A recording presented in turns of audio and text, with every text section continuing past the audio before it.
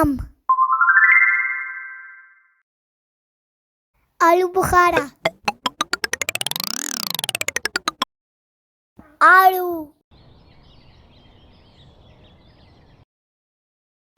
अंगूर, अनार, अमरूद,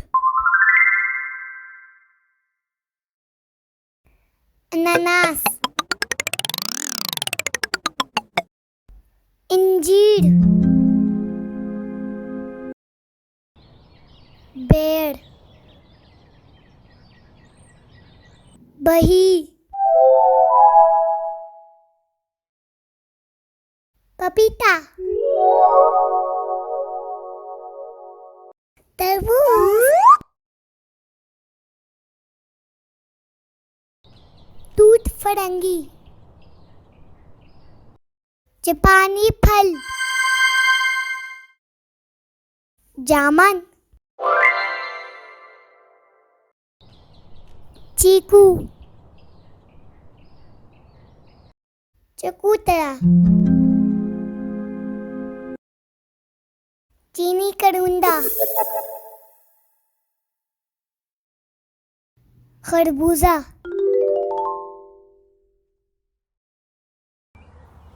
खुबानी, ड्रैगन फल, रसभरी, जैतून, सेब, शहतूत, शाहदाना, शरीफा, खजूर, कीनू,